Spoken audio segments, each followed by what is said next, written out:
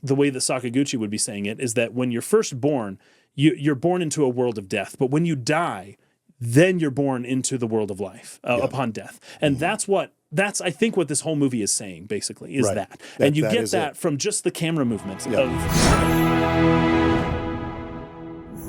Hello, welcome back to the State of the Arc podcast. My name is Mike. My name's Casen. And you were probably expecting to click on an episode called Planescape Torment Episode 1. And this is not that. but bless you for clicking this one anyways.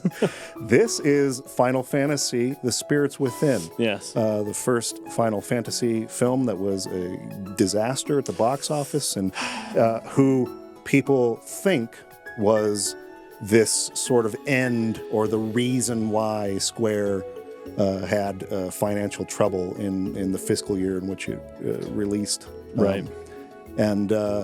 Or the fiscal quarter in which it released. We're going to go over all kinds of sort of rumors of that sort and straighten some things out about this movie that are maybe misconceptions.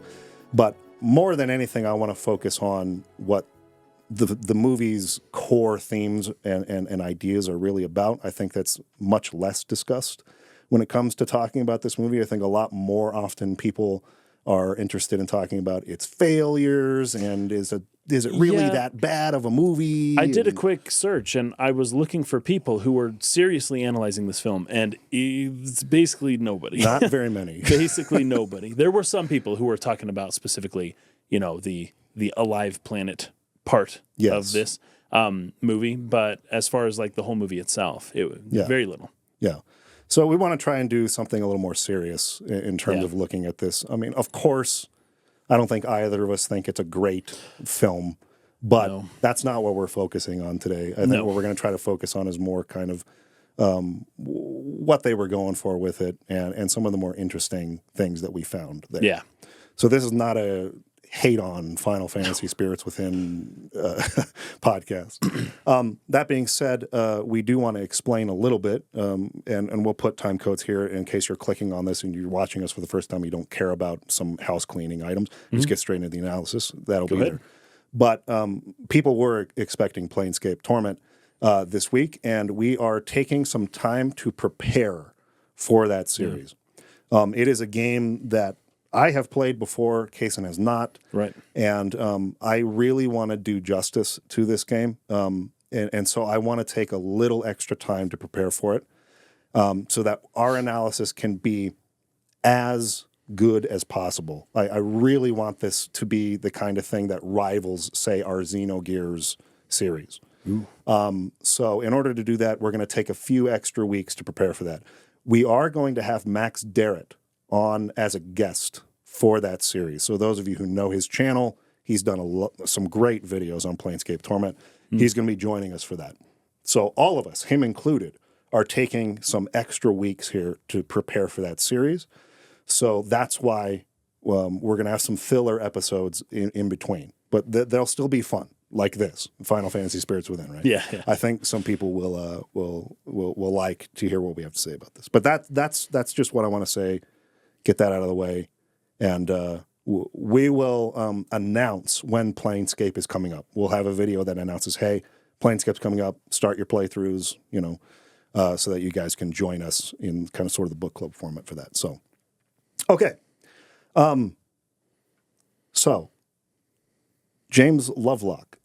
Had you ever heard of this guy? James Lovelock. Watching this movie and doing a little bit of research on some things. No, that would be a big no. I hadn't either. And it was interesting to me that I hadn't because I've done a lot of research, like years worth of research into like the development history of the Final Fantasy series, like the main series of games. And for whatever reason, I hadn't really seriously done that for the film, even though the release of the film was sort of a hinge point moment in the series history as being one in which the creator of the series sort of ended up stepping down from an executive position because of some of the financial failures that went along with this. And I think what most people understand about it is simply that. Its financial failure was so enormous that it hurt Square so bad that Hironobu Sakaguchi was sort of in a position where he was kind of, I don't want to say forced as much as obligated or felt obligated to take responsibility for it and fall on his own sword. And I have also heard people say that this is the reason why they had to merge with Enix to begin with. Yes. Oh no, the film was bad. Someone please help us out. We need help.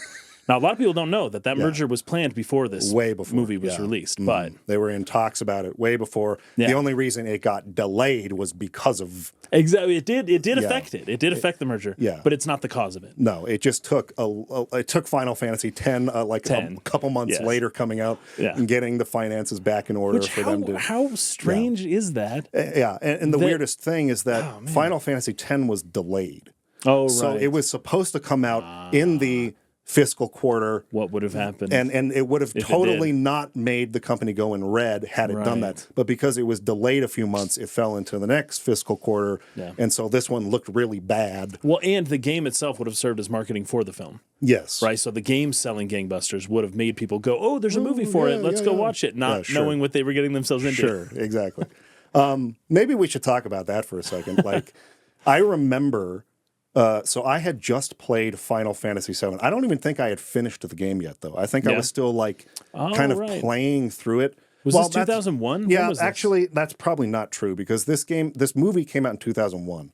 Yeah. So I would have at least had played Final Fantasy VII 1, or maybe I was on a second playthrough because we got the game, the PC version, in like 99 or something. Yeah, I remember that's when you showed it to me, was 99 or 2000. It was definitely before this. So I had played Final Fantasy VII before this. However, I don't think I know that I did not really understand like what Final Fantasy VII was about per se. I think my child brain had sort of grasped certain concepts that got me thinking a little bit, which continued my love for that game over the years and has made me play it over and over and think about it more and more. But, for the time, I thought Final Fantasy was Cloud and the Buster Sword and Shinra, and that's all I knew about. That's what it is, really. Yeah. I knew that there were other games. I didn't really know much about them. I hadn't really gone back and played all of them yet. This was about the time where I would have started doing that. So my dad brought home from Blockbuster one night this Final Fantasy movie. And he the talking points, the marketing points, I'm sure the guy at Blockbuster who was suggesting something for his family to watch told him, oh, these three-dimensional characters, these CGI characters, they look like real people. That was a big marketing point. Yeah, it was all about maybe CGI actors can actually be used in different movies. That's and hilarious. They'll be indistinguishable from real people. Yeah, 23 years ago they were saying that, and that has not still happened. I think it's getting closer, but no, it's not happened yet. No, not even close. But it was really, really impressive. Yes, CGI for its time. For its time. Nowadays, it looks like about a PS5 game. Yeah. But maybe PS4. I don't know. PS5 might be too generous. But at the time, man, this was something else. It really was. And it came out around the same time as Lord of the Rings. It did. It did. And the Matrix had come out before a year or two before. But the sequels to that, which used a lot more CGI. Right. Those were around this time. And the Animatrix and stuff were kind of coming out after this. So, major humanoid, photorealistic 3D characters were starting to become a possibility, or at least convincing enough for the audiences to accept at this point. But this was the first fully animated, photorealistic film. So, Toy Story had come out before this and things like that, which were fully 3D animated. But this was the first one that attempted photorealism to this extent. Which would be something similar to, I think a year after this is when Tom Hanks filmed the Polar Express. Yeah. And it's you get a lot of that uncanny valley stuff with these films, especially watching them 20 years later. It's oh, man. Looks weird. Yeah. Well, the funny thing is I was going through some of the director commentary and stuff on the DVD, and even they... a lot of times we're like, oh, this was early on in production. I really wish we had been able to render this to go back differently and use different lighting. Oh, here the lighting's really good. Here the lighting's not. Even they are aware of certain points where they feel like they could have done better. But I mean, that's going to be true of any project. That's true, yeah. You learn through the process. This movie was made over 4 years. So the movie releases in 2001. Which is weird. That means that like the month after FF7 got big, they were like, we're making a movie. Final Fantasy VII launched so many initiatives inside of Squaresoft. It was so successful that like they got outrageously, I feel like, ambitious at this point. Yeah. They started having multiple teams rather than just one working on Final Fantasy. Yeah. So you had Final Fantasy 8 and 9 and 10 and 11.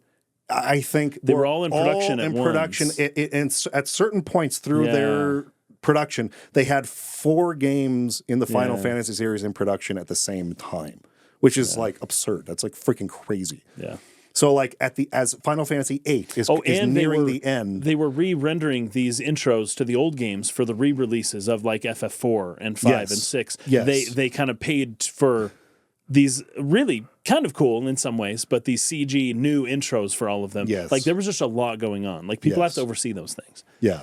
And so like Final Fantasy VIII and say it's like very, very end phases of like, I don't know, QA testing and getting ready to go on sale while they're in pre-production for Final Fantasy X, while Final Fantasy IX in production, while you got another team trying to come up with this MMO and this whole like online sort of like system that they were going to be using to play online, right? And they've got a feature film at the same time, all in production.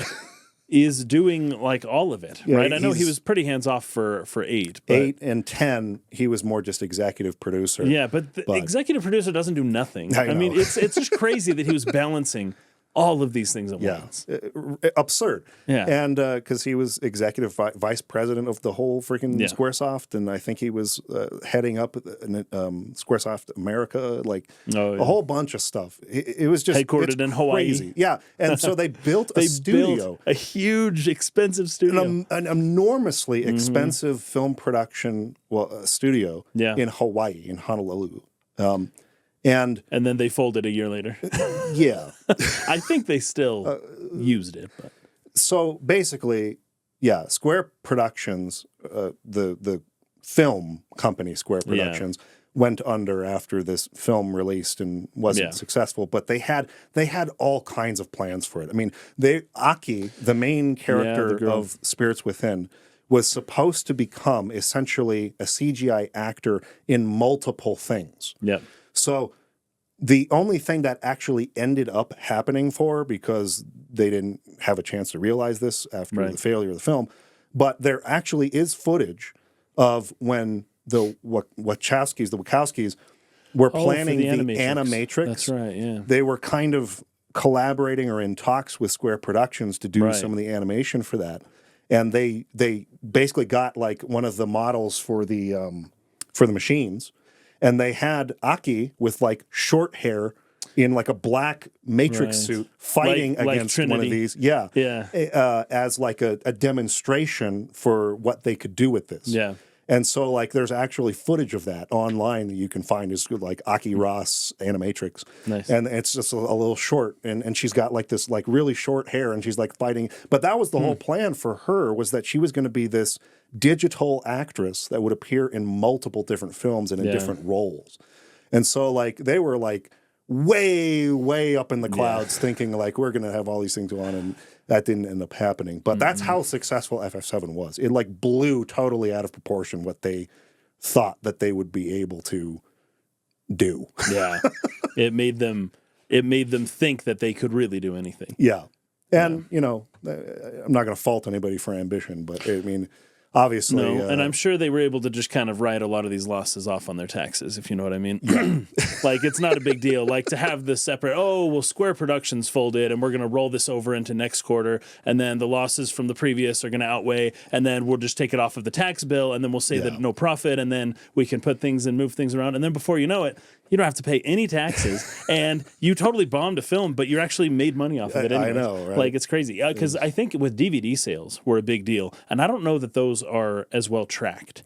I don't know how much this movie made in DVD sales. I don't know how they tracked that back then. I'm sure off of, individual codes in the stores and whatnot. We know at the box office it was 85 million. Right? Yes, that's strictly box office, not including DVD sales. But the movie cost $137 million to produce, which is yes. I mean, like I know today budgets are totally out of control on big blockbuster movies. They get to like 300, 400 million now.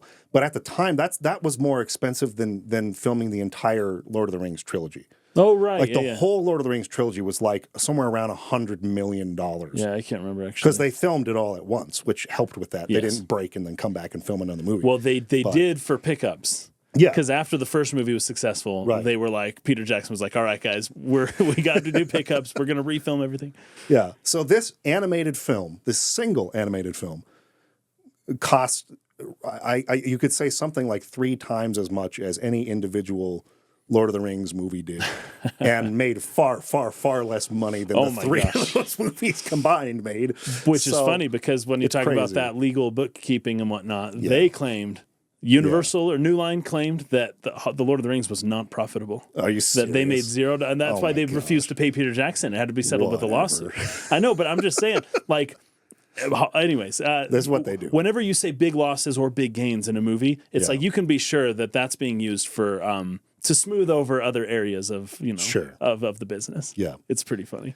So anyway, a lot of this stuff is kind of known or what is really talked about when it comes to this film.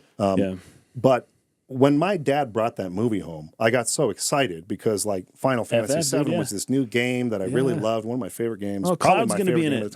I was like, oh yeah, because I hadn't really realized that. The only other Final Fantasy thing at all that I had really seen before this was I had some friends when I lived in Colorado, which would have been really the first piece of Final Fantasy media I'd ever been introduced to, had Final Fantasy VIII. That I had only talked about that in the context of arguing whether or not that was better or Zelda was better, because they had a PlayStation and I had a Nintendo 64. And so we had to argue about... Yes, you had to. Yeah. That's life, man. That was just how things were back then. So I remember even back then, people were speculating, Zell from Final Fantasy VIII, that's the son of Cloud and Tifa. And he's got the blonde spiky hair. Yeah. So people, spiky hair is genetic, like how you gel your hair, that's genetic. Yes, exactly. So a lot of us did not understand that Final Fantasy was more of an anthology series. They didn't really tie into each other. That was hard to only understand. Started happening after Sakaguchi left and Iwata took over. Before that, they were very against that whole concept of direct sequels or being the stories being attached to each other in any way. So I didn't understand that concept. So when my dad puts this movie in and I'm watching it, I'm like, what on earth does this have to do with Final Fantasy? I had no idea. Yeah. Well, watching it now and actually finally understanding kind of like some of the core concepts of Final Fantasy VII, okay. Right. It's all about this idea of the Gaia Hypothesis. Right. So I wanted to talk about that a little bit. And that brings me all the way circling around to what I said at the beginning. Had you ever heard of James Lovelock? No. Before watching this movie, like this week? No, I did not. Please tell me. So James Lovelock was kind of this independent scientist. His life is actually really fascinating. He worked in MI5 and was actually compared to being like the Q from the James Bond movies in the real MI5. The tech dude. But outside of that, he also did a lot of work for like cryonics. So cool. Basically the concept of like freezing people and being able to bring them back to life later. He started a lot of like the initial research into that. He was very much into science fiction, a futurist, but this is probably what he's most known for is the Gaia Hypothesis. Okay. And he came up with this while he was working for NASA. Right. So NASA had hired him to help them figure out a way to look at the atmospheres of distant planets and find out whether or not they might have conditions suitable for life on them. Right. So based on the type of light that they're receiving from that planet, they can tell what elements are in the atmosphere. They can do that. This is real. This is a thing, yeah. So basically, he's the one who kind of pioneered a lot of that work. Nice. and was able, because they were really interested at the time in finding out. This is like in the 1960s, so they were interested in finding out: is Venus and are Venus and Mars, do they have elements in their atmosphere that make them suitable for life? Could life be on these planets? Right. Of course, now we know no, but that's largely in part because of what he helped them with in terms of developing the technology that we are able to use to tell that. So, but in doing this, what he sort of maybe like a light bulb kind of moment for him was that he had this idea that the Earth was, and this isn't even really controversial. There are other parts of the theory or the hypothesis that are. This is not. That the Earth has a set of self-regulating systems that are very similar in a lot of ways to a living organism. Right. A very slow-moving, very large living organism. Yeah. And so if, and this is mostly when we're talking about, say, like the geology of the planet, the formation of land masses and volcanoes and all this stuff, and then life. So like the elements that are released into the atmosphere from life itself, whether that be plants that release oxygen, those of us that breathe that oxygen and release carbon dioxide, and methane is another really, really important one. I've heard some estimate that like termites are like, they produce like 50% or something like that of the methane. I don't know if that's true or not. I was just kind of like scrolling through stuff, but like termites, which, consume like a ton of wood and stuff like that, are apparently responsible for like a ton of the methane that's in our atmosphere, because there's just freaking billions and billions and billions and hundreds of billions of termites on the planet. Anyway, so there's sort of like what he was describing as like this, what do they call it? The negative, not negative feedback loop. Yeah, negative feedback loop, I think, where things start kind of moving in one direction and it's getting a little too much this way, or having a little too warm, the climate. And so like this, the Earth has this kind of system that sort of regulates that and brings it back this way. And that it's this sort of relationship between the life forms on the Earth and the geology of the Earth that kind of do this pull back and forth to more or less, if we're talking about just, relatively, keep the Earth in this climate and in this sort of,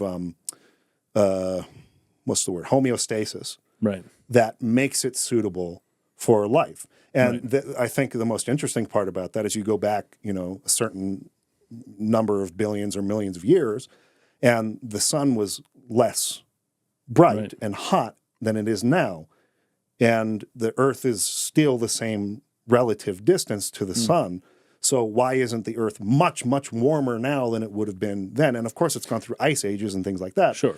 But the point is that, relatively speaking, even though the sun is brighter and hotter now than it was then, the conditions for life are still kind of in that same, like the Goldilocks threshold. Yeah, exactly. Yeah. And that's so interesting, but that's because of the atmosphere and what it kind of can do, and it lets certain things go and allows other things to stay in.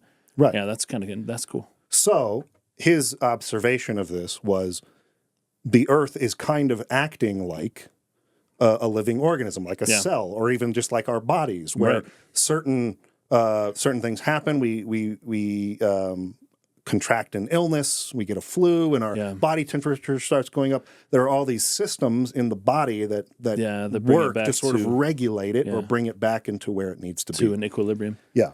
A homeostasis. And so his observation was the Earth acts very much like this. Yes, very much so. This has sort of been taken since then into a lot of sort of new age sort of ideas where the Earth is literally a living organism, and that's sort of ascribed to him. As far as what I had researched, it doesn't, I'm not sure whether or not he claimed the Earth is a living thing. Right. And maybe he made it sound more, and a glowing river. Yeah, maybe he made it sound more like that in his earlier career, and then maybe later in his career, he's like, no, that's not exactly what I'm saying, or walked it back. I don't know. I didn't study his entire career. Okay. But it seems to me that he was just saying it's similar, not that it is a living thing. Sure. But also, what is a living thing? Yes. Right? Yes. So depending on how you're defining it, you could say that the Earth is absolutely living. But the trouble is, if you define things too broadly, you lose the utility of the definition, right? Right. If the rocks on the ground are allowed to be considered alive, then the word alive, it maybe isn't such a useful concept. So in order to maintain maximum utility, you have to kind of pare back and create these boundaries around, well, living things have to be this and can't be that, have to be this and can't be that. Otherwise, everything's alive, Right. which is fine. But then the word alive just becomes the word for just everything, because if everything's alive, then nothing's not alive. Then the word alive loses its meaning. So some of it's semantic, but another part, like I remember when Pluto got downgraded from being a planet to being, what is it, a planetesimal or something? It's these random arbitrary distinction lines that are like, the scientists are like, oh, a planet has to be this and search, and it's like, okay, but you just made that up, and enough people agree on that, which is fine. But as it relates to the Gaia hypothesis, the idea of what's alive or not, I know there's debates about whether viruses are technically alive, and there's these certain criterias, and not everything always fits into it. But in order to maintain the maximum utility of the word, you do have to create some rules, even if they aren't always perfectly consistent. And generally speaking, the Earth is not considered alive. But if you look at, maybe if you were able to see a time lapse of the Earth, like a 3-minute time lapse over the whole course of the entire life of the Earth, you would see something that looks maybe more alive than you would think otherwise. Yeah. And maybe even with the sun as well, with all kinds of things. Like everything in the universe is kind of in flux and in these different states, right? What we consider solid is only because temporarily at the moment that's what it is. But like if you, this is something I always thought about as a kid. Water making waves on the ocean is basically the same process by which mountains are made. Oh, sure. Right? Because the things, like a little bit of friction and things kind of get forced up and in the middle, and then the planets kind of like move and it becomes weighty at the bottom. But it's just a really slow moving wave. A mountain is a very slow moving wave. Yeah. And that's weird to think about. But the same principles basically apply. The only difference is time. Yeah, exactly. And, like you're saying, I mean, it's not like the scientific community has ever had this sort of like completely universally accepted definition of life anyways.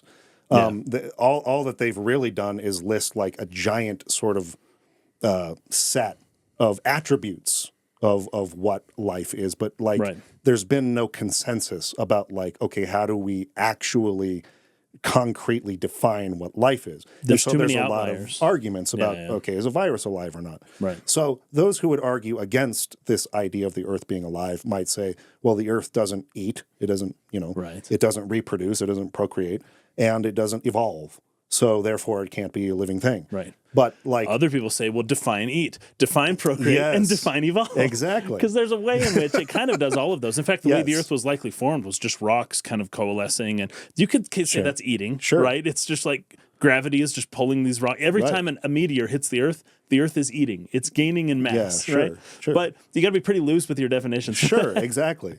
Or even if human beings at some point in the future end up, space travel becomes possible, they go and colonize another planet, how some people might define that as procreation or something like that, or like panspermia. even meteors themselves anything that might have bacteria on it. It's excretion. Goes into that's it. The Earth goes into another, combines onto another planet. How that's not totally dissimilar to say a bee taking pollen from one flower to another or something like that. Right, exactly. And we consider that procreation. So anyways, we could sit here and, I'm not really interested in debating that. I'm just, I'm basically just putting out there that these are things that I found were interesting to talk about.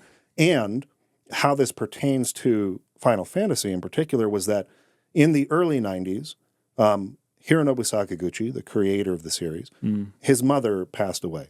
Right. And he really... Her name was Aki, by the way. Yeah. Well, yes, I think. Something like that. Well, there was another... I get a little confused because there are some references in the film that were actually his wife's birthday and things like that. But okay. I had heard that she was named after his wife, but... So he was really, really struggling with that loss. It really made him do a lot of introspection at the time. And so I'm assuming... I mean, I've never heard his mother. His mother was named Aki. Aki. Okay, so which means fall or autumn in Japanese. Yeah.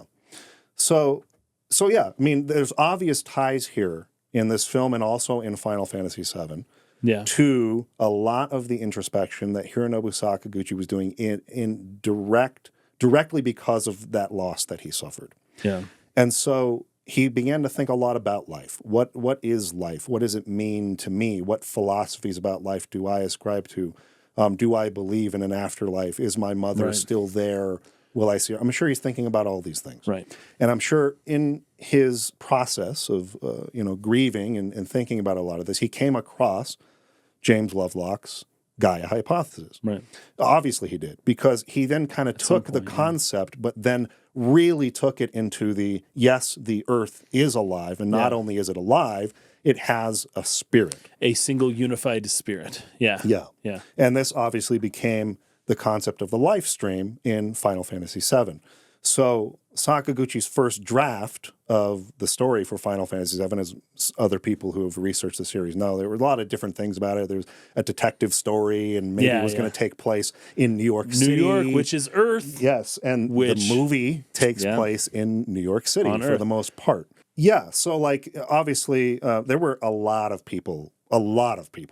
developers who wrote separate sections of Final Fantasy VII. So you got Tetsuya Nomura, who kind of came in, and it was real integral to changing a lot about the characters and different scenarios. And you've got Kitase over here. You've got oh gosh, I'm forgetting his name right now. Anyway, the guy who was the actual writer of the script, Nojima, who has gone on to write a bunch of different Final Fantasy VII compilation stuff. So there were a lot of Toriyama was involved in certain parts of it. So there's a lot of people who sort of collaborated on what ended up being Final Fantasy VII's story. Right. But a lot of its core thematic stuff being the examination of life, this idea of the planet having a spirit, and all of that, which is really at the core of Final Fantasy VII's story, was Sakaguchi's brainchild coming from all this introspection he was doing. And it's literally the only thing connecting this movie to the Final Fantasy game series at all. Because outside of that, it's basically just kind of a bland science fiction movie that has this one tie, the Gaia Hypothesis, and even its sort of a climactic moment taking place inside of a crater, in Final Fantasy VII, where they fight Sephiroth, and the life stream pours out of that. That's right. You have this whole thing. Very similar. It's very, very similar visually and I guess just even in concept to Final Fantasy VII. Outside of that, there's not really much there. And I wasn't clever enough as a kid to pick up on that. But it is actually, I feel like, the most interesting thing about the movie when all is said and done. I don't know how you felt about it watching it now or as a kid. Well, I didn't see it as a kid. I saw it the first time maybe 5 years ago. It was for the channel podcast thing. I think we watched it. We did. I think we live streamed it actually years ago. That, yeah. And that was my first time watching it, and this is my second. Okay. So what are your feelings on it? My feelings are very similar. At the time, it probably looked a lot more impressive, the CG. And so I can't fault it too much for that. I don't want to just be critical of the movie. Sure, I don't either. There was a Sid's character. The voice actor, was that Donald Sutherland, I think? I think it was, Really good, and his character looked good too. And I think it's in part, he had short hair. He was an old man who they weren't trying to look sexually appealing. Yeah, they did say in some of the commentary that they wish that he hadn't had a beard, because they had a lot of rendering issues with those short hairs on the beard. But otherwise, he was a much easier character to light than, say, Aki with all of her hair. Right, because then you can't have the backlight to reach her face. It's got to kind of come around front. Also, there was that marketing thing they did with Aki in a bikini. I feel like in some ways they really kind of undercut themselves with the message of this movie, right? Yeah. With the way it was marketed, just calling it final. Hironobu Sakaguchi had this cool idea for a movie in which the Gaia Hypothesis is somewhat explored, right? Yeah, right. And calling it Final Fantasy maybe wasn't the best choice, because it's not, maybe. I don't think. Well, and that's true, because the original story, which he wrote in its original form, wasn't called Final Fantasy. It was just called Gaia. It was just a movie, right? Yeah, it was just called Gaia. Movie should be called Gaia, not Final Fantasy. And in marketing the film, trying to show all these cool new techniques and, hey, well, let's create a character and everything has to be hyper realistic. And the kind of pains that they went through to make the movie what it is technically, and then also the way that it was marketed, from the title all the way to the character in a swimsuit, she's a scientist. Like, why? Yeah. Anyways, they really undercut their own messaging in the movie, I think. 100%. How important the message is, especially given the depth that he thought about this with his mother passing and the Gaia hypothesis based on some scientific stuff, and he had this cool idea to propose. But then it was just kind of like thrown around as just this idea, it's a cool you should watch it because this girl looks like a real person. That's why you should watch this movie. You should watch it because it's Final Fantasy. You should watch it because I think Aki's hot, even though she's whatever. Anyways, you should watch this movie because of how sharp the people look and 60,000 strands of hair on Aki's head, and we hand animated each one, which isn't entirely true, but anyways, all of these marketing things that they did really undercut what the movie was actually about, which is this whole Gaia thing. And I think the movie would have been a lot better served without all of this baggage. I agree with you 100%. And there's actually a lot of stuff to talk about in that I find fascinating. But my major takeaway from watching the film again was, for a movie that is at its heart about this Gaia hypothesis thing, they spend almost no time really focusing on that. The story is very plot-centered, and the plot is the weakest element of the film by far. Which is, I think, why it kind of struggles as far as like really landing with the audience. I mean, even Roger and Ebert, who both loved the movie and tried to promote it. They said the plot is like whatever. That's not why you're watching this. It's this beautiful film visually. And they were so captivated by that aspect of it that they thought it was worth watching simply because of that. But I feel like, one thing that's important to talk about with this is that the film was co-produced by Columbia Pictures, which is a Western film studio, or was at the time. I don't even know if they're still around anymore. They're probably not. I haven't seen anything Columbia TriStar in freaking 20 years at least. No, maybe not. But they probably got, they probably got consumed by one of the 5 major film production studios they've got now, whether it's Warner Brothers or Disney or whatever. Did you just say that film production studios can eat? The film production studios are they alive? They evolve. They are. Depends on your definition. All right, they do evolve. They do evolve. They die. They eat. They excrete. Came full circle. They do excrete a lot. That's for sure. For sure, they excrete a lot. Oh, geez. But so the Sakaguchi writes this original story, but the plan from the beginning was that this movie was going to be filmed in English from the start. Yeah, I say that's filmed, right. But I mean animated as far as facial animation, because this was before the time of facial capture. I think they did body capture, but not facial. They did. They did motion capture for major body movements, but hands and face were all done keyframes. Right. It was all keyframe animation for that. Yeah. So that's how long ago this was. This is before they figured out a good way to like capture faces. So anyway, they were going to release the movie in English. So they were going to do all the animation for the English voice actors. They were going to write it in English first. Yep. So Sakaguchi paired with Columbia with that in mind, meaning they were going to have to hire some American writers to take the script, the original Japanese story, and translate it into a movie that's in English. So that was kind of the plan from the beginning. However, I feel like, though it's never outright stated anywhere, and as much of the behind-the-scenes stuff that I looked at, which is quite a lot, and a lot of the interviews that I read, nowhere does it say, hey, Columbia came in and they kind of took this in a direction where they knew what they thought the American audience wanted to see from a science fiction movie like this, and maybe adjusted the concept and marketed it in a way that didn't really focus on what the story was truly about. Mm-hmm.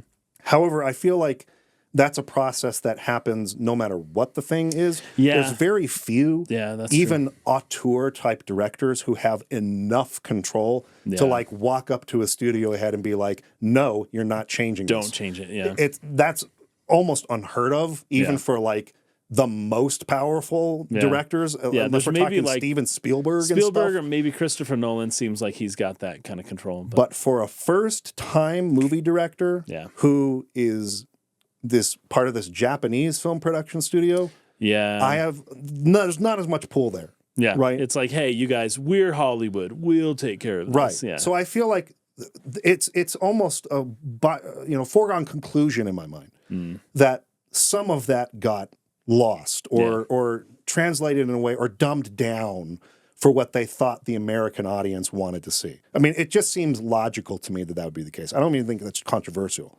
And the reason I say I don't think it's controversial is because Hironobu Sakaguchi himself has said he was proud of the final film, and that given the opportunity, he wouldn't change anything about it. Yeah. So, but there's collaboration and compromise that has to happen just within the Japanese team developing the movie, much less this American film studio coming in who are purchasing the rights to distribute the thing. Right. And if they're putting the money, then of course they're going to have some say in the final cut. They're going to have some say in we want to rewrite it this or that way or whatnot. And there's at least one scene I want to talk about that was rewritten that has some interesting differences. Okay. But what I'm trying to get at is I think a lot of this marketing stuff you were talking about, like Aki appearing in Maxim, which is where that bikini photo comes from. Of course. She was put into that magazine and considered like number 80 something on the list of 100 hottest women of the year. Really? There's no way Maxim just of their own volition came up with that. There was some money. There was a marketing, definitely marketing money given to Maxim to put her in there. Oh, of course. In fact, there's no way. I bet you all 100 people in there we're paying for the privilege. Yeah, right? Yeah. So, I mean, obviously, they knew this movie was way over budget. Yeah. And they needed desperately to get people to see the movie. And so there's probably a lot of appealing to the lowest common denominator in a certain sense. We just need everyone to come see this movie. I don't care who you are. I don't care what market you belong to. We're going to put this movie in front of you in whatever way we can to get you so that you know it's there and hopefully you go see it. And I think that's one of those things. And one of the funniest taglines, actually, this is only funny to us who have been covering Final Fantasy for a long time on this channel. The tagline, fantasy based on reality, was actually used in the marketing of this movie in the trailers. No way. That might have predated anything else we've talked about with fantasy based on reality. That's crazy. That's wild. I thought that was Nomura's I thought so too. Catchphrase, his own little thing, you know? Yeah. Okay. This brings in a whole nother discussion, by the way. We're going to get to the movie at some point. But we have to talk about this next part, which is the way the Spirits Within influenced other media around it, right? Yeah. You talk about how when you tell me that it was supposed to be a fantasy based in reality, and then Nomura comes out 10 years later and he's like, hey guys, guess what? I have this cool new idea about a fantasy based in reality. I think he got that from this movie 100%. Or from the ideas of this movie 100%. Or from Sakaguchi. Yeah. Here's the other one. I can't help but call these spirit ghost plasmoid beings Gnosis. I was thinking exactly the same thing. See? I was like, dude, there's so much here from Xenosaga. Unbelievable. There's no way that Takahashi, who knew Sakaguchi, he worked at Square. They were together. There's no way that he wasn't influenced by Spirits Within. Guaranteed. There's no way. And the way they phase through the walls, the way they sort of solidify, but then become transparent, and then the way they can kill people and nobody can see them. I was thinking that the whole time. Straight and up. I had never thought that on previous viewings of the movie because I hadn't played Xenosaga yet. We just played that for the first time last year. Yeah. And I was like, dude, this is the Gnosis. This is straight up Xenosaga. This is crazy. That tells me a lot. First off, that's Tetsuya Takahashi and Tetsuya Nomura right there, both of them, who were handpicked by Sakaguchi to rise up through the ranks, very heavily influenced by him. These people, I think they respected him a lot, and I think they had private conversations with him where they 100%. Were able to catch what Sakaguchi was going for better than maybe we can just watching this movie. Absolutely. Right? Where it was like, oh, I'm sure that they were just like, oh my gosh, that's such a cool concept. Oh, you got to make that into a movie. Yep. And then he does, and it doesn't quite come across in the movie. But they knew him personally, and they put it into their stuff, right? And that kind of shows you a little bit of the reach of this film, because you would think it's a one-off, it bombed, people just forgot about it. Yeah. Not the case. Yeah. I don't think people, especially especially a lot of the people in Japan, and people who knew Sakaguchi, maybe even knew his mother, or maybe even knew his situation. Maybe even he had, got philosophized with them, or they had spent late nights together talking about stuff, Yeah. And like, it affected those people. I think a lot more heavily than maybe it did the Hollywood Maxim viewer people who like went to go see it and were like, what is this? Well, the creators of Mass Effect have also directly stated I heard this. that Spirits Within was an influence for their film. And I think you can see some of that in, say, Neo, like the wisecracking pilot guy, and Joker, the character from, Mass Effect. Or let's say, I think it's Hackett from Mass Effect, which was largely inspired by Hein from this movie, the villain of this movie. Right. So, like, it definitely had a large influence, even though many people might not know what those references are. Right, exactly. But you had a really interesting insight as we were walking in to record the podcast today about what Sakaguchi said to Tetsuya Nomura about writing stories for Kingdom Hearts. Right. So when Kingdom Hearts was first proposed, Sakaguchi put Nomura on it and said, hey, let's give him this project. I think he's ready, right?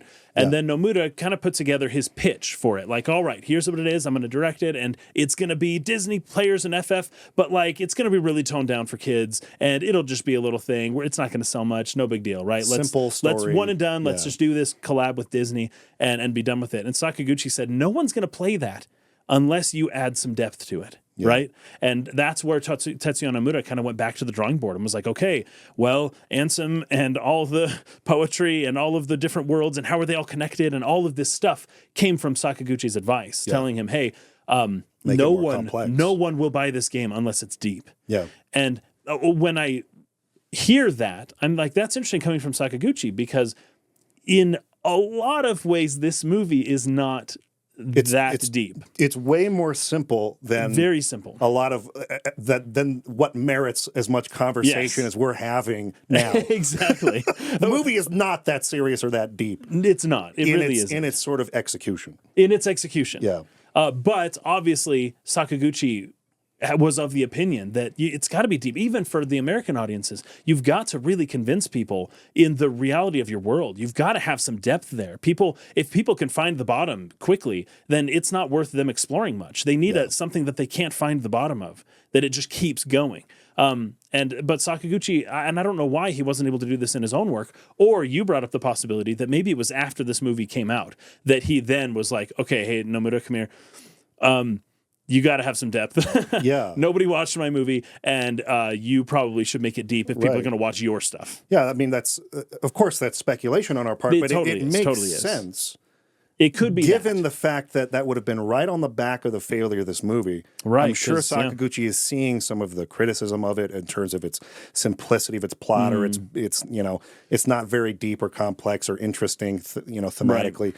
But he had done all of this real deep introspection. Yeah, in his mind it was very deep. Yeah, and yet that didn't come across in the final film, whereas it did in Final Fantasy VII, which is a much more complex plot than Spirits Within does. Yeah. And Spirits Within was the sort of result of this collaboration with this Western movie studio who's trying to, I believe, again, speculation, but this is my theory, dumb it down for the casual audience. The casual audience. And that's funny because once you get to the point, what you were saying, why they were really marketing this movie like crazy, going all out, saying, we want everyone in the world to watch this movie.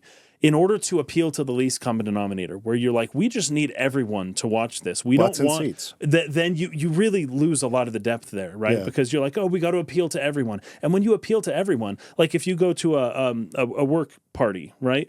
And it's like, oh, they're going to get a huge tub of ice cream. And if it's just one person, it's like, dude, I'm going to get Rocky Road or whatever I like. But as soon as there's crazy. 2 people, it's 3 people, okay, now you got to buy ice cream for 30 people. Vanilla Everyone's getting vanilla. That's what everyone's getting. No one's going to get what they actually want. Everyone's going to get some bland version that's like better than nothing, right? Yeah, exactly. And that's what happens to movies as well when they're mass marketed to this for this broad appeal. Some movies end up getting that on their own, and they merit it. Yeah. But movies that try to get it tend to just water themselves down. For sure. And sometimes it works, sometimes it doesn't. In this case, it really did not work. But I think that also could have been part of the whole thing. At least part of we need everyone to watch this was stop being so deep, dude. Yeah, and I think even again, a lot of that it probably comes down to the film was way over budget. Yeah. I mean, they ran into a lot of I think it was like problems. double. I think they doubled their budget. They ran into a lot of problems Yeah. because again, this is the first time something like this had ever been made. Right. They a lot of the animators. I mean, Final Fantasy VII was the first time most of these devs had ever tried making something in 3D before, so they were very much getting used to it. I remember I read an interview where Sakaguchi talks about like in the early '90s he was going to some conference in LA to research 3D graphics and where game development was going because they were developing probably Final Fantasy V at the time. Okay. Maybe they were getting into 6. And he was like, yeah, we're going to get left in the dust if we don't know how to make games in 3D really quickly. Right. So he took it upon himself, and that's where he became an executive producer or a producer role on the Final Fantasy series, not a director anymore.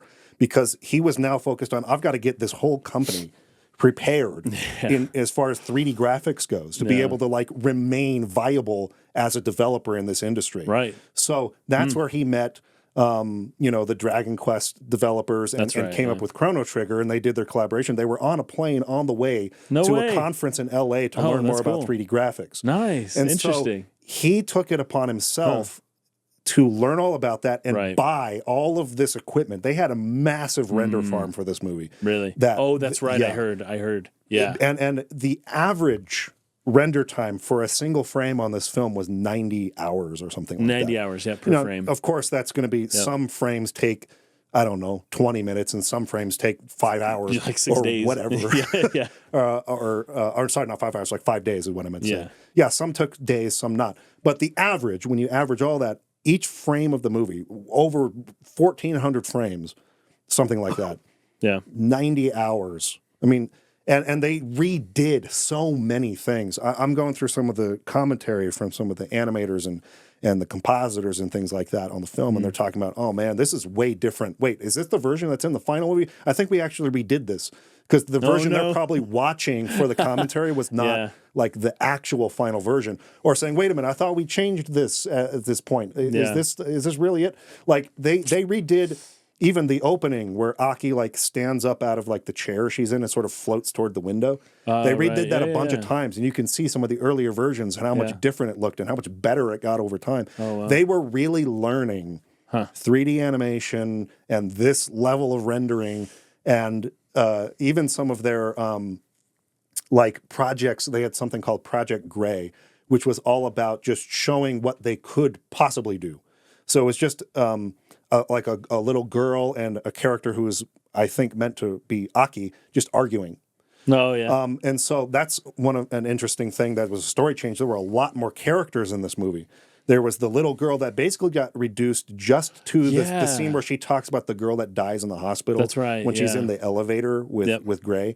That was supposed to be like a major character that was featured in the film. There was another boy named Daniel who was supposed to be like a major character in the film. There were all sorts of other characters. There's a shot kind of towards the end of this sort of like previs sort of demonstration for what they were thinking they could do, where it shows like a soldier coming out of some rubble who has like a mask on his face. There's a totally different character that's not in the movie. And you see all this and you start to put together, there was a lot of stuff that was different in Sakaguchi's original draft for this story than what ended up in the movie. And that, again, that's not that weird. I mean, that's true of Final Fantasy VII itself. Sure, that happens all the time. So that's what happens from beginning to end of a project of this size. Right. But it's just to say that I think there's a lot of good evidence to suggest that this movie was dumbed down at least a little bit for American audiences. A lot of characters were taken out, simplified, streamlined for what the Columbia Pictures studio thought would be their audience, for the American audience. And so I think a lot of the Gaia stuff was probably reduced a little bit and more focused on this plot of this war against this alien race. Right. And that's, to me, which turns out ended up being kind of the weakest part of the movie. Yes, exactly. They emphasized the weakest part of it. Yeah. And because de-emphasize the strongest. people like to see fighting and action, and that's why. But when you're doing a movie like this for the first time ever, it's tough to want to jump into fast-paced, moving action type of stuff. You might want to do something else first. Yeah, exactly. You know what's funny? We talked a lot about the development of this game, but the more we talk, the more I think this is actually the most interesting part about the movie. I agree. Is this. The movie's not that interesting Not to so talk much the about. movie itself. It's all the stuff behind it that's interesting to talk about. And it's kind of core concept. Yeah, the concept is very interesting. But there are some interesting tidbits in the movie itself that I do want to hit on. Yeah, me and too. I want to get into some of your notes too. So maybe we should kind of segue into that, unless you have that something else. sounds good. No, I just have a little more on the dev history stuff.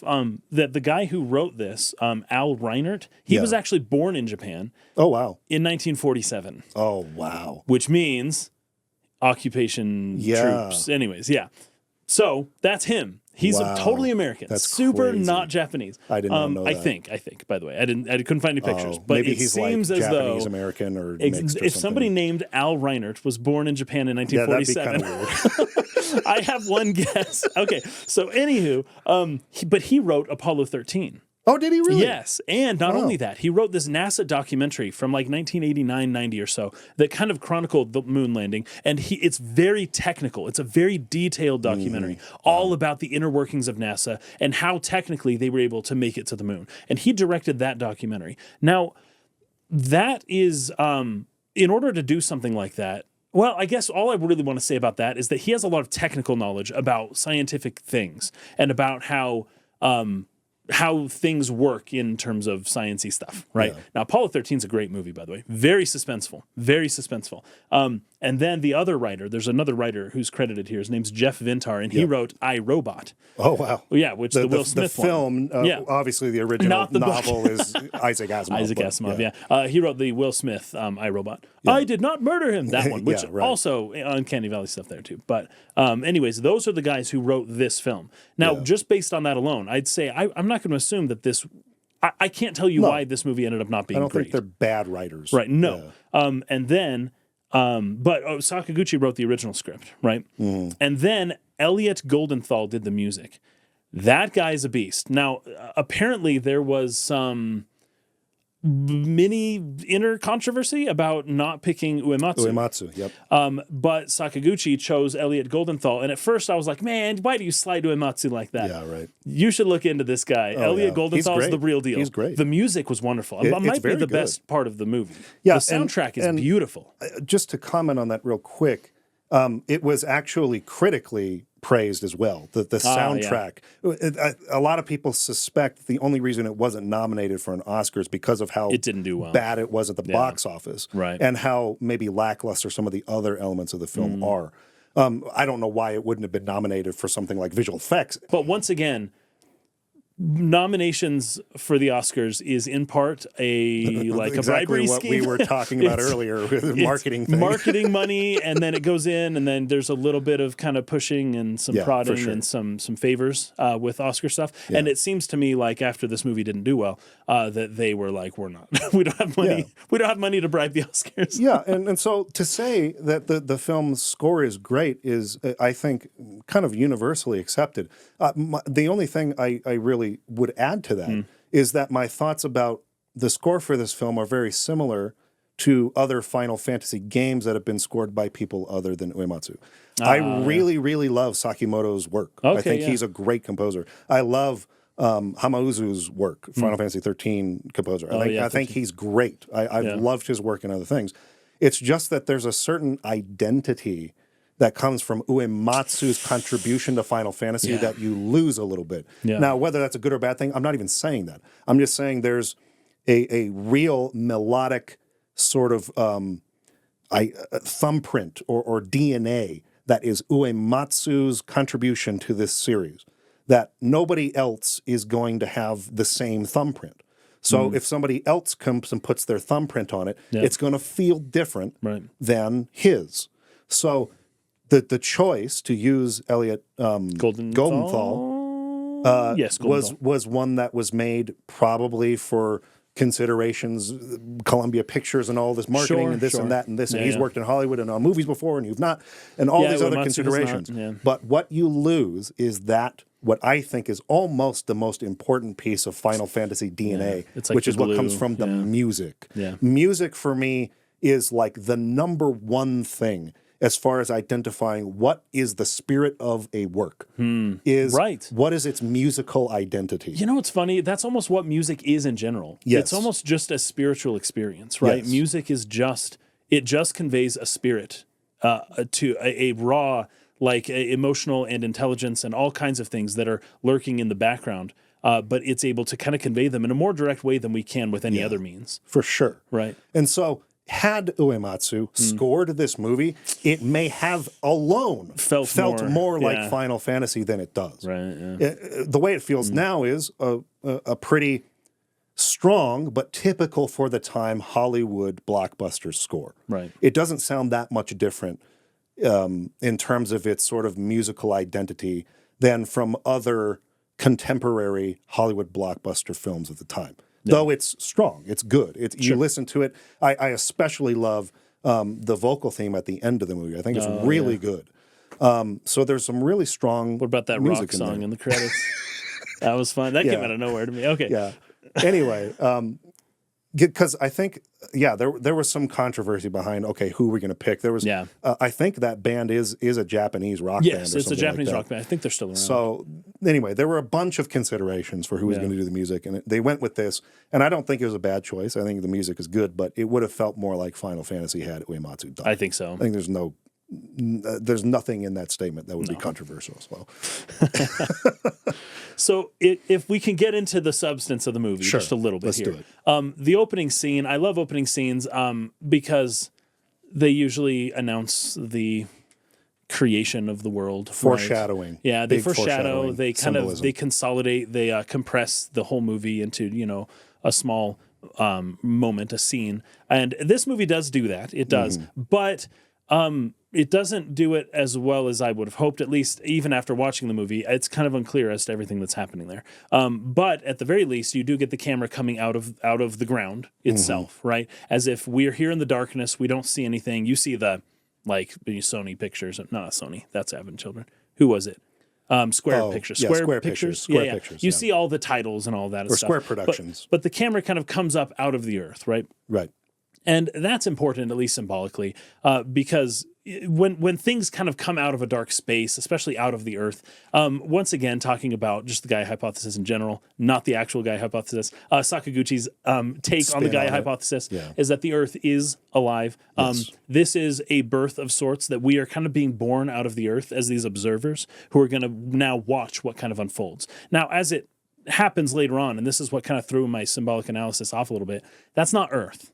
That's a different planet, right? But it still works because that planet had its own spirit, and we're kind of watching this as detached third-party observers, right? And so we're kind of born on this alien planet into this dream that this woman's having, right?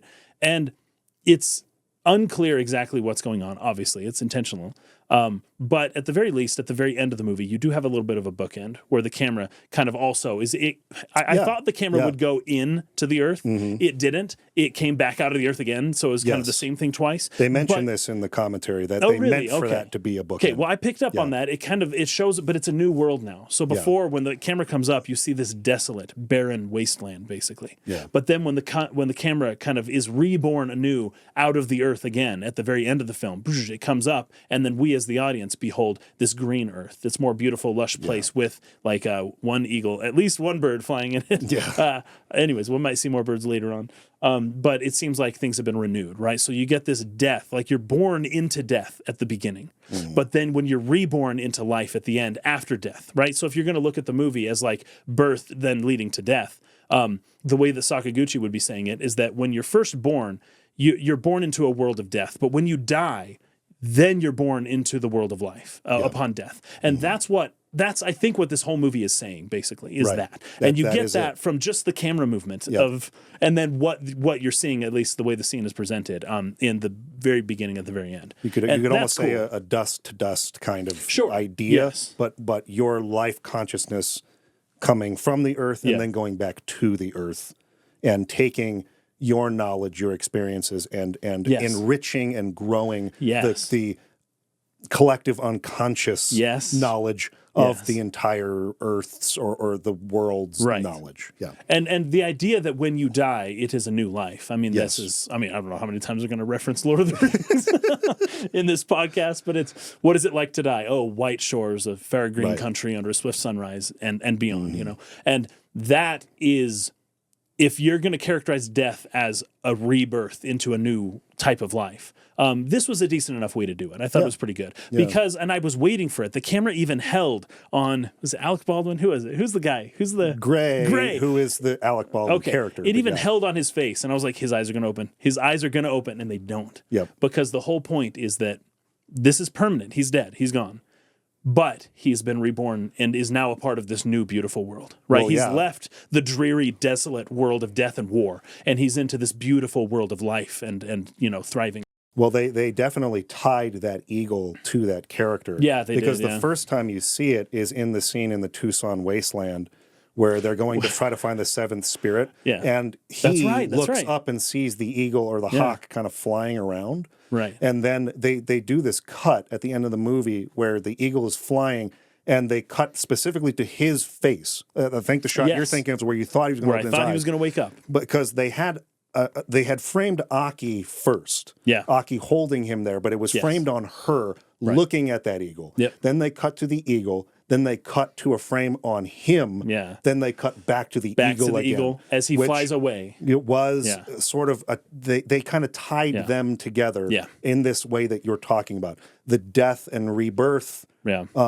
sort of concept of this Gaia hypothesis and this sort of homeostasis or balance that is retained, and that all life really belongs to this one larger organism. A larger thing. Right. That when you're done with your individual experience and you die, that you go back to. Yes. Right. And that it's a beautiful thing. And that it's almost like the eagle or hawk. I actually don't know birds very well, but that it's almost like it's carrying his spirit into Yes.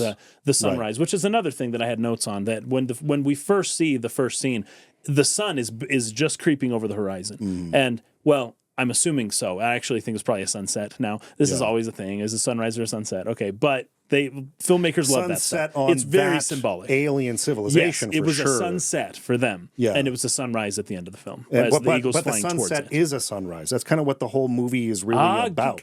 There you So, go. like, You tied them together. There you go. That was Perfect. the sunset on that alien civilization and on that planet, Yes. really. Yeah. But it was sort of a birth in the sense that Right. these, that because that's what the whole Gaia hypothesis, right. according to Sakaguchi's spin, Yes. is all about. A set is a rise. So it's kind You're of right. the You're both right. things. Yeah, I like that. So- It's just a cycle, right? Yeah. But it's a cycle that isn't meaningless. It's a cycle that grows. It enriches each time. Yeah. Like you said, he now brings his experiences back to the spirit of the earth, right? Right. And now the spirit is better off now than it was before, right? So it's not just a meaningless cycle. It's a cycle that seems to be, moving or progressing, and however you want to define that word. Yeah, and the fact that so Aki has this pathogen, these phantom particles, Just in her. like the Earth has the phantom thing that embedded in Yes, Earth, and now it's right. infected. Yeah, Right. there's a one-to-one microcosm there. So while it was the death of that planet, red planet that they came from, which had probably its own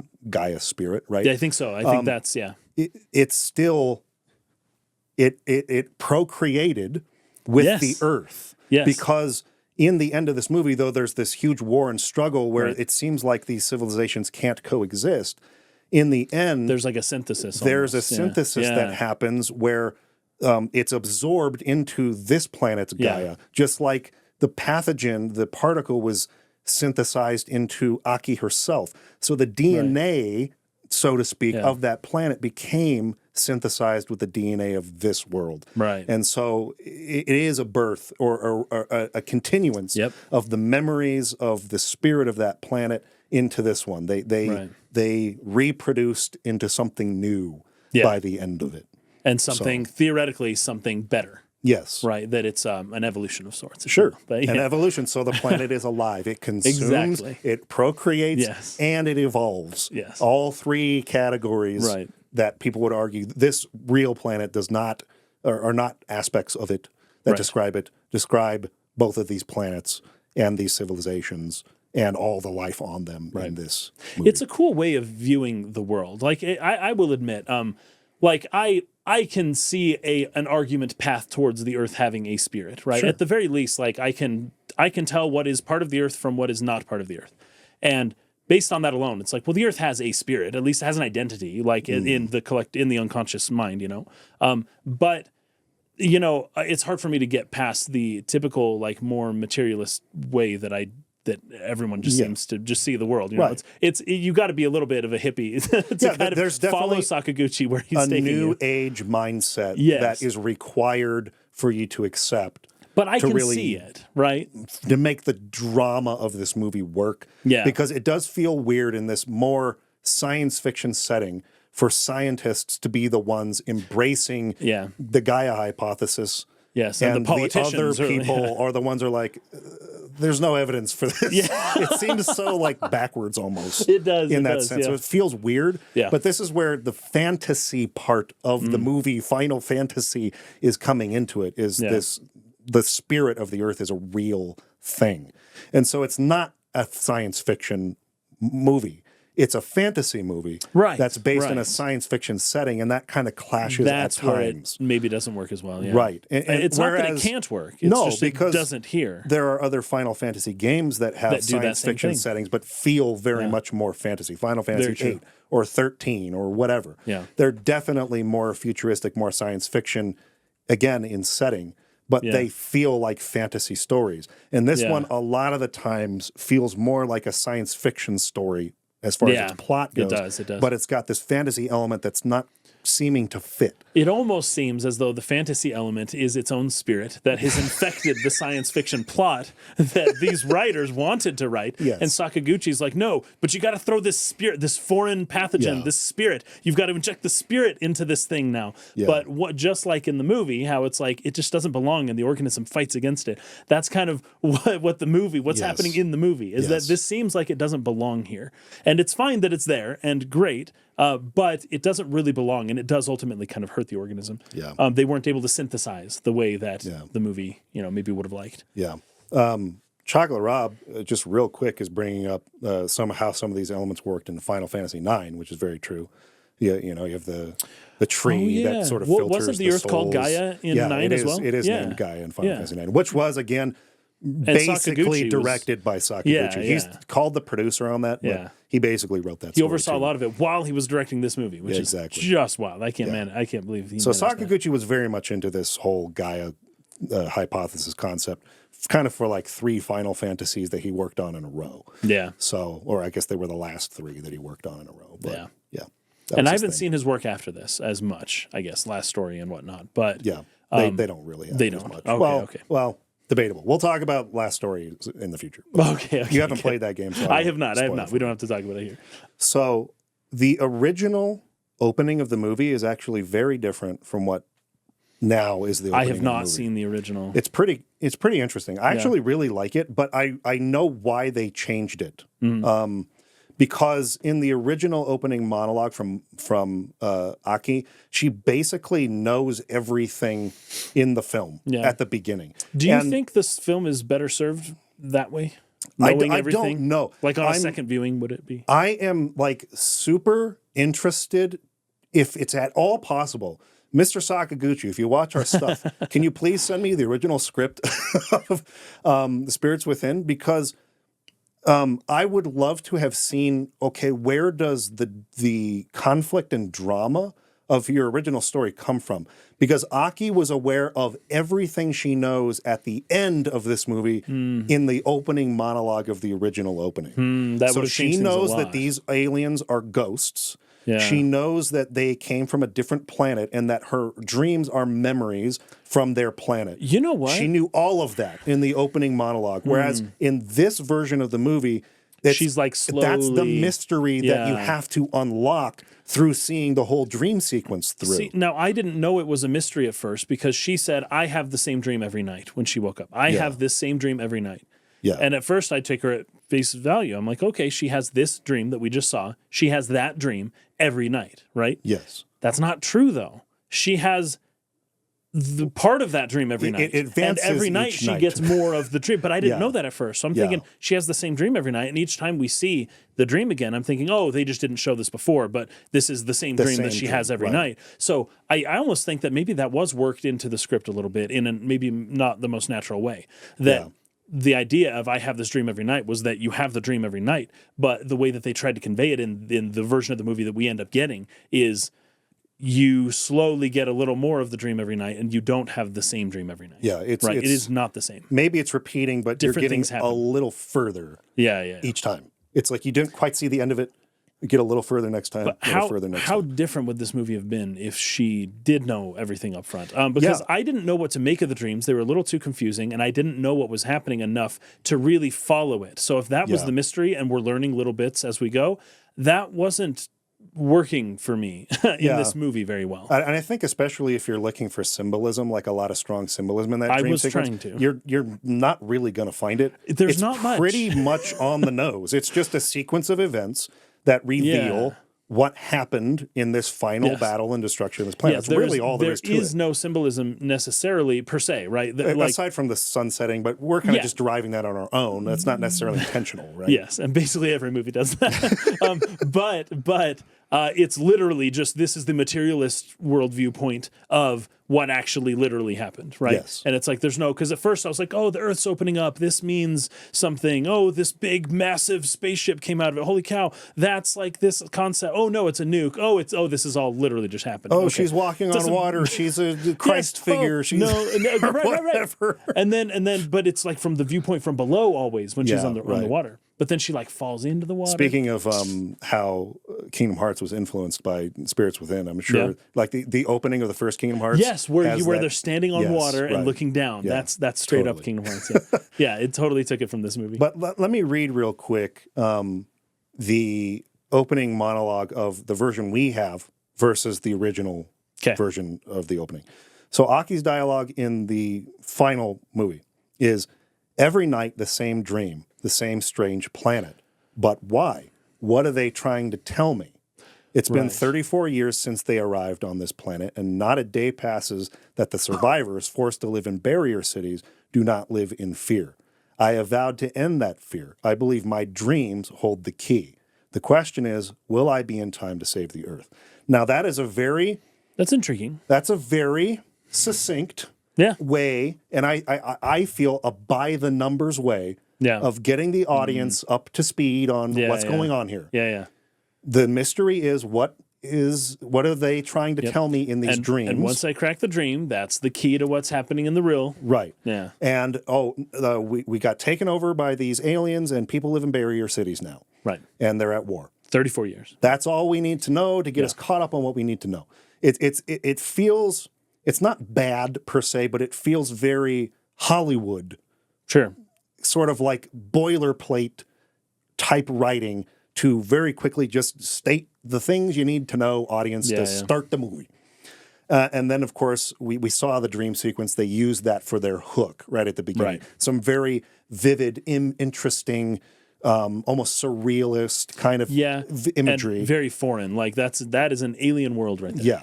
To sort of like visually hook people. Yeah. And then they give you this little monologue and bam, here we go. This is what we need to know. Right. What do these dreams mean? How is this going to help us save the Earth? The end. The original movie started with some guys investigating this crater. So like an asteroid or whatever had just crashed. Yeah. And these guys were here, these three dudes in suits are here kind of investigating it. And that's how Advent Children begins. Pretty much. So they're at the crater, and then it's Reno, and the helicopter's getting out of the crater, and they got a sample. Yeah. Speaking of other ties to Final Fantasy VII, of course, meteors and craters and whatever. Yeah. But they're like investigating, and one of them all of a sudden just like, whoa, did you guys feel that? Like you don't see anything. Oh my gosh. And then this guy just falls over dead. And dies. And you didn't see anything. It was totally invisible. And these other guys start screaming and they all die. And you have no idea what happened. They just randomly fell over as far as you can see. Yeah. And I thought that was a really cool, kind of cold open. That would be cool. I liked that. They allude to that. I think it was, I can't remember anyone's name actually, but the main bad guy, Hein, yeah. Hein, he talks about that. He says, have you ever seen all of your loved ones just drop dead and you don't know why it's happening, right? They talk about it, but anytime we see the Gnosis kill somebody in this movie, actually see them. You actually see them. Right. It's way creepier when you don't see them. I agree. Maybe that's a missed opportunity that they had planned, but that they ended up getting rid of. Yeah. That's unfortunate. Maybe I could see that being a thing like, well, if we can't see the monsters, like how do we show them fighting? You know, and they had You show them later, really good solution to that with Aki shooting the flares, and that sort of would like briefly highlight them or show where they are. As it stands, you see them before they ever attack anyone. Yeah. Yeah. And, you know, again, this was in the commentary. There's a certain energy wave that they could emit that would make them visible, which is kind of what she's shooting. And that's kind of what their barriers are made from. And so when they cross the barriers, that's why they were visible. Then they get inundated with this material, right? So that they don't explain this in the movie. But no, they don't, because there's a real reason why she shoots the particles, and it's not that. It's to look awesome. It's because particles look sweet, right? Like if you're doing CG stuff, if you're doing compositing, if you're doing rendering of any sort in terms of like After Effects or anything, right? If you add particles to your scene looks cooler. Yeah. And they knew this back in 2000 as well as today. Michael Bay, everyone knows this, right? You put particles in your scene. So when she gets up and she shoots the flare up, and I didn't know what was going on at first, right? And the particles come down, and as she's walking, you just see this shower of light. I'm thinking that's why they did this. Yes. Then they came up with a reason for it later, but yeah, it looks really cool. But let me get into her monologue. My dreams aren't dreams. It's the first thing she says. They're memories, and they aren't mine. So that is huge. Yeah, that's like the reveal of the movie. What that you get is later. the mystery of the movie. Yeah. So they turned that into the mystery of the film rather than she just knows this from the start. And you know what? Put yourself in 1999. I mean, I wouldn't know whether or not this would work any better than having I don't the either. mystery. That's why I said, Mr. Sakaguchi, please share your original script for me, because I'm actually super confused about, okay, then what do you reveal in the movie if she already knows it at the beginning? Right. It's just so, how it works, I guess. It's so interesting considering where it goes in this version. There must have been another mystery. Yeah.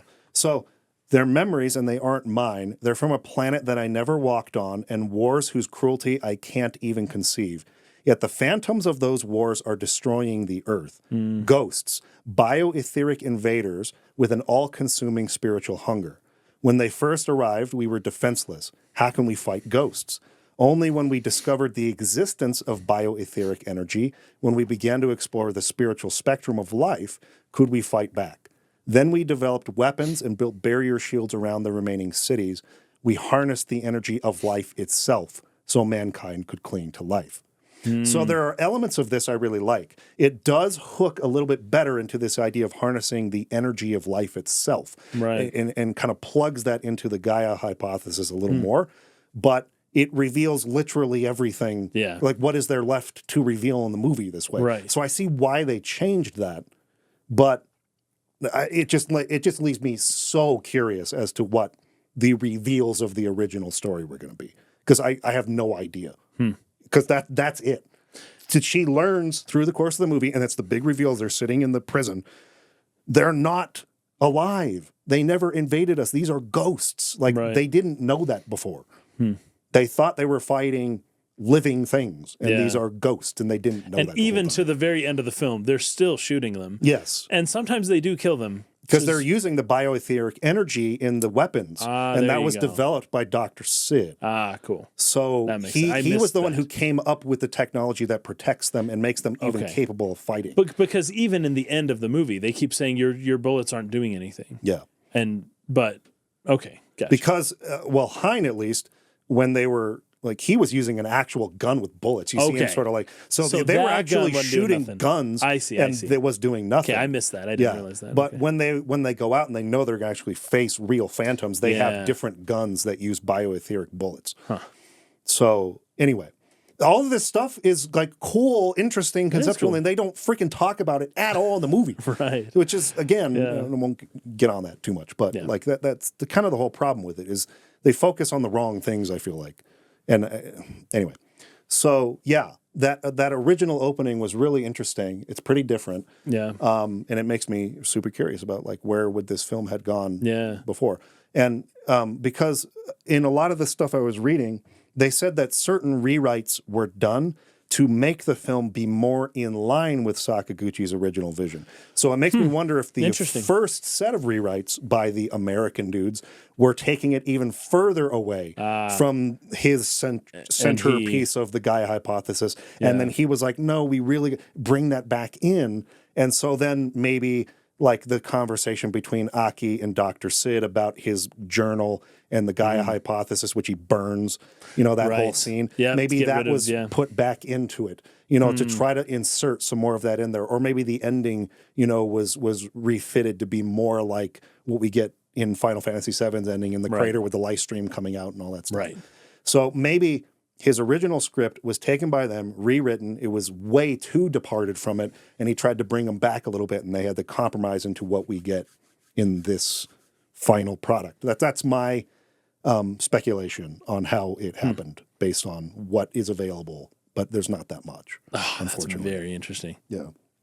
So, anyway. 8 spirits. Yeah, 8 spirits. By the way, if we're going to try to grasp at what symbolism does exist in this movie. It's not that there's none, it's just that I was really hoping for more, and maybe it's there and I just am not seeing it. And that could very well be the case. But 8 is an interesting number, at least in Asia. It's referring to something like the 8-leaf lotus, which is the flower that grows underwater and then blooms once it reaches the top of like a pond or something. Right. And then the flower blooms and it's a lotus, and then the number 8 kind of represents the 8-leaf lotus, right? And that is a symbol of rebirth and new life, right? Because, something like that, because it buds underwater. It can't bloom. It's got to take a long, difficult journey we up talked about through this the in water. FF10 with her dance and everything. In FF10, which was being developed around the same time as this game, that the lotus kind of boom and it blossoms and you have new life. And once they are able to discover the 8th spirit, they're able to kind of synthesize it into this new. What do they even do? Like, can you explain that to me? What did the 8th spirit do? Okay. Or all 8 spirits. In order to complete, this is what Dr. Sid talks about in the scene with the council, when they're deciding, are they going to fire the Zeus cannon or are they going to hold off? Right. Yeah. So Gray and the other team, the Deep Eyes team or whatever they're called, that extract Aki from New York City. Yeah, Vink Rames. When she went and got the 6th spirit, because that's what she was there to do. She found it. When they get back, they go to a council meeting afterwards, and Dr. Sid explains, we have been able to sort of diagram, or I guess like create like this digital image of like the wave pattern of the phantoms. And we know that if we can basically counter that energy with an opposite energy, that's right, then we can essentially kill them.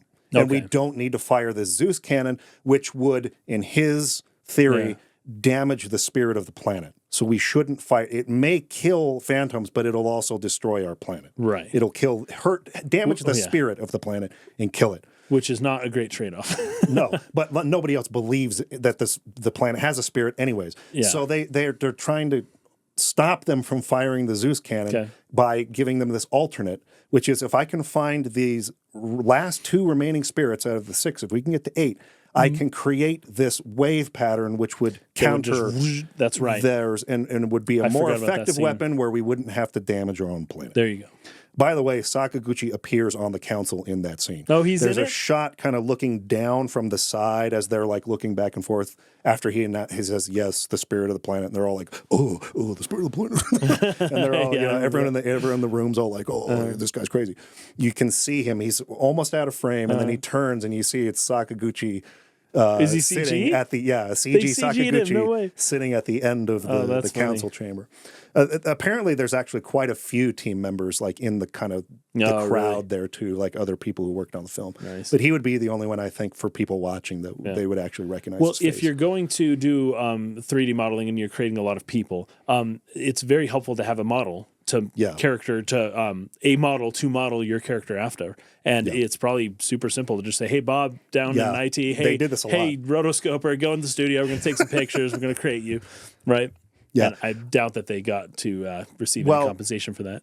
Especially because all the facial animations were done with manual keyframing. Right. A lot of these animators, the people commenting, who know the team members and know their faces, they would comment on how this character, Gray, between one scene and another looked different because they were referencing their own faces for facial animation. Oh, really? So he carries all the mannerisms of this animator, and in this scene, he carries all the mannerisms of this animator. So he actually looks different. Oh, that's hilarious. The character looks like this guy because he was in a mirror, or in a video or something, referencing his own face and then for his like animations. Him, so it ended up looking like him. That's hilarious. Yeah, so that was a really funny thing that they kind of commented on. But yeah. Okay.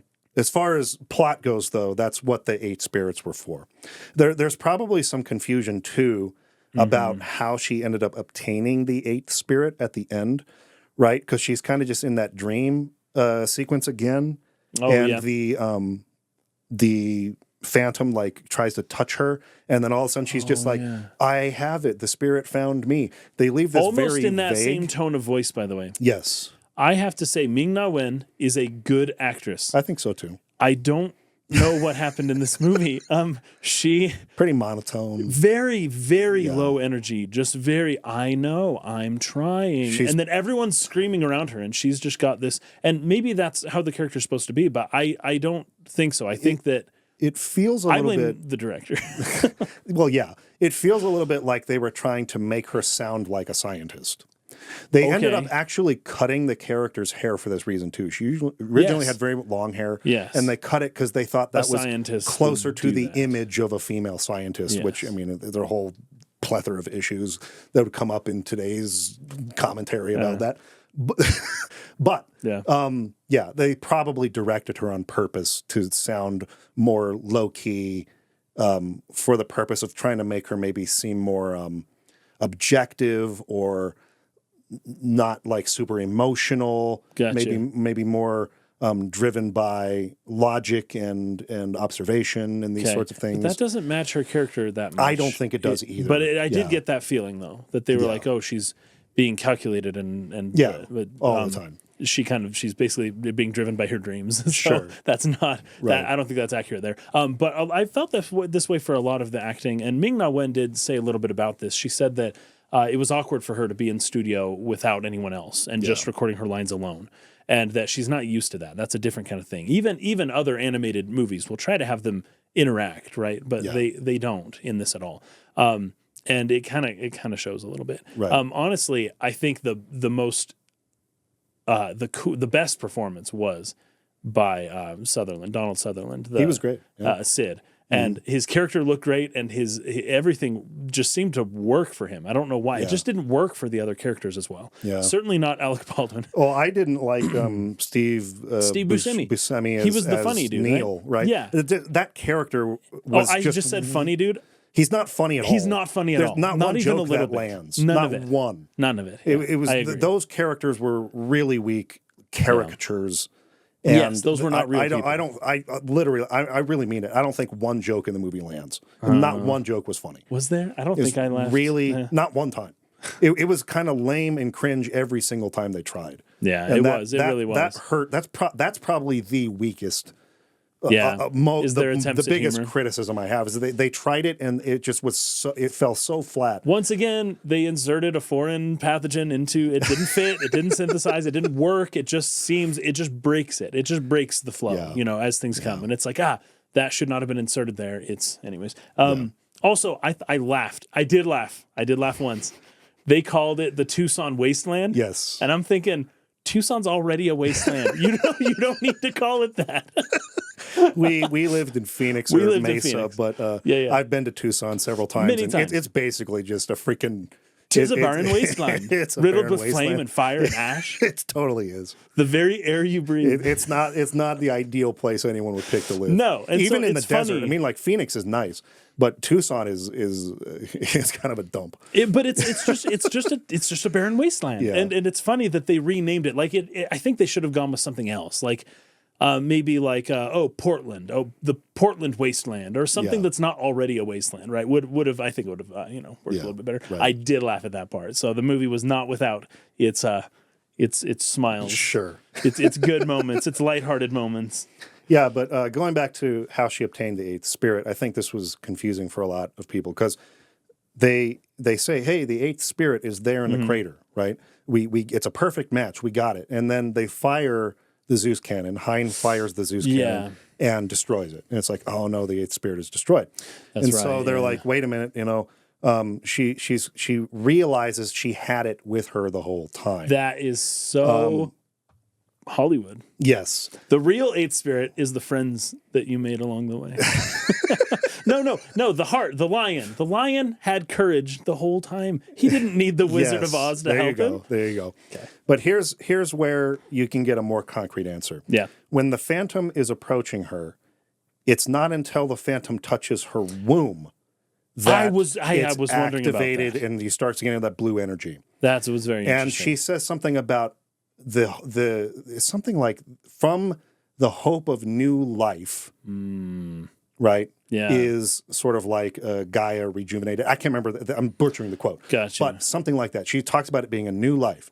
It's the fact that she's pregnant. The eighth spirit is the child she's carrying. Wait, how come I didn't get that at all? She was pregnant? Yes. They don't say it. She said the hope of new life, but I didn't think because I should have got that. The Phantom touches her womb, and that's where the eighth spirit is. Because her and Greg got back together for like one time. Well, that was funny. In the commentary. They didn't, though. In the commentary. Didn't they not get back together? In the commentary, one of the animators or whatever says, oh, yeah, because we had that scene where they kiss in space and that's where it happens. He's like, no, that's like the day before. That's not nearly long enough. Right. This was from their relationship. Months before.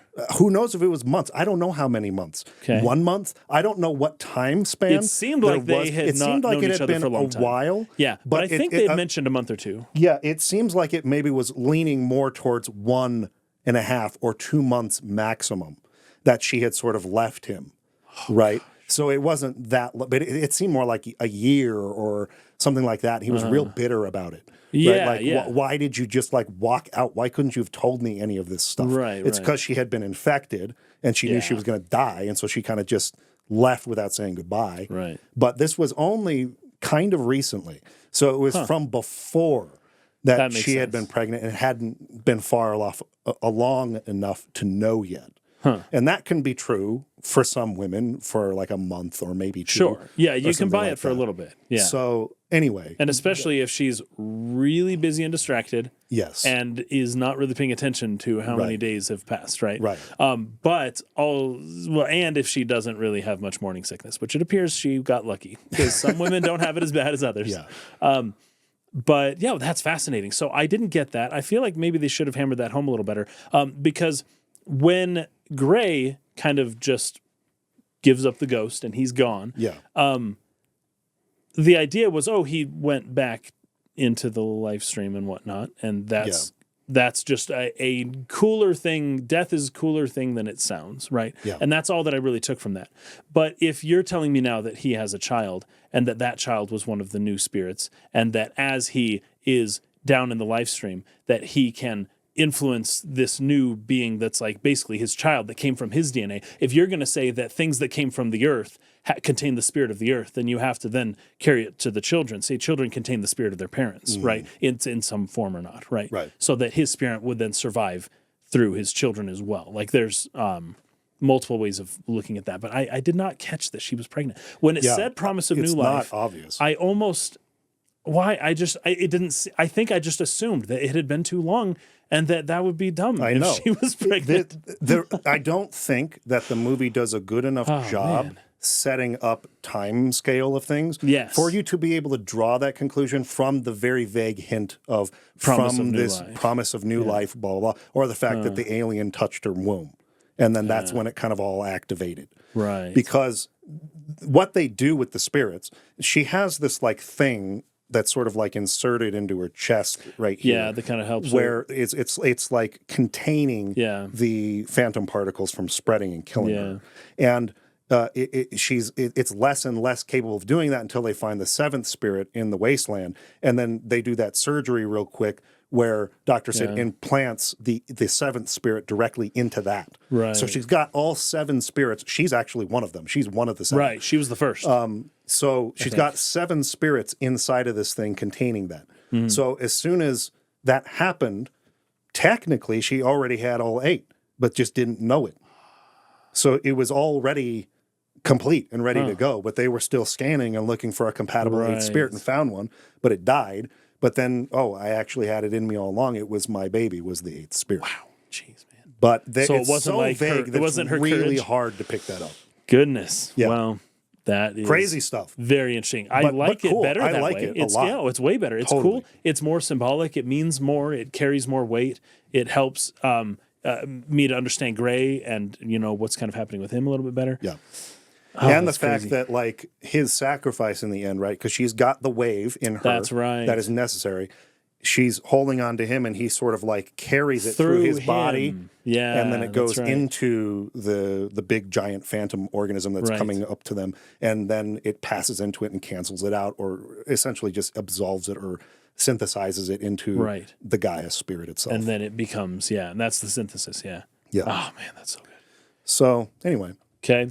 Well, I'm looking through my last notes here, and basically, the only other thing that I have to really say about this, that crater, when you get to the crater at the center of the Earth, there's that thing there.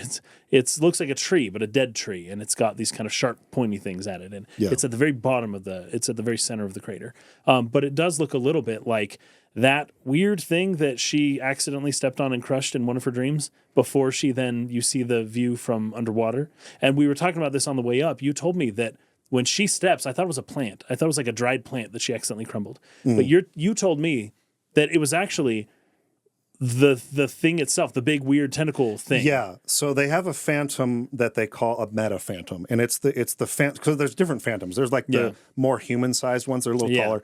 And those then there's the are a big certain ones. alien race that were at war with each other on their planet. Right. And then there's a bunch of other ones that are like animal spirits from that world. Right. One of them is called a meta phantom, which is this one with tons of like tentacles that's kind of coming at them when they're trying to fly the ship out of the city at kind of towards the end, where all the other crew dudes die, That's right, and he like jumps on at the last second and they escape. Yes. So that phantom with all those tentacles is called a meta phantom, and it's one of those, but it's a little tiny baby one. So she basically stepped on like a baby meta phantom, Yes. and the co-director who was doing the commentary says, I don't think anybody probably could tell this, but that's what that is that she's stepping on. Because I was like, that's symbolic. That means something. But I could not figure out what it meant that she had stepped on this plant. But she had accidentally killed the baby of a thing. Right. But then when the thing touches her baby, it becomes new life again or something. Anyways. There's something there now, but I had a hard time reading it at first. But I did want to bring that up in case anybody was wondering what that was that she stepped on. Yeah. And it was like a little model, I guess, like a little dried, crispy model of that tentacle thing, because it was not a soft tentacled body, that's for sure. Okay, two things. First of all, Rob's bringing something up here that I think he's right about. And this would kind of tie into the whole idea of the synthesis between the two Gaia spirits, right? Yeah. The Gaia spirit of the red planet and of the blue planet. And the energy is red for the aliens, and the energy of the Earth is blue. Well, red is bad and blue is good. Exactly. I mean, obviously. We all know this. But it's not until the alien spirit, the phantom, touches her womb that the baby becomes the 8th spirit, is what he's saying. It's altered somehow by that interaction that turns the baby into the 8th spirit. So there's something about the synthesis of the alien Gaia energy and the Earth Gaia energy that was kind of necessary for that 8th spirit, and these two spirits sort of combining. I have to say, okay, we can get a little bit Freudian here, right? Sure. So it's not until the foreign body penetrates her in a specific place, affecting her, her womb. That's a very good point. It's not just Gray and her baby now. You've got some it's a seed phantom almost. Yes. DNA in that baby. And that's because she has it in her body as well. And it's trying to grow. It's like a little baby. But it's like, no, there's a proper way to do this. And anyways, the way that it happens is that the way when she gets stabbed, and it's so interesting that it's from a foreign thing that shows up and then kind of like plays its part in the fertilization of this new world, right? Yeah. And that was its role to begin with. Like, it's foreign. It's like, you can almost think of this in terms of just like the sperm and the egg, right? You know, you got the sperm, which is like the woman's body treats the sperm as like a pathogen. It like tries to kill the sperm until finally one of them is able to get into the egg, and then it's like, boom, okay, now we're cool, right? Yeah. This is now a new thing. It's sacred. It's okay, but up until then, it's just like, what are these freaking invading pathogens doing? Get rid of them, right? Yeah. And it activates like an immune response, at least a little bit.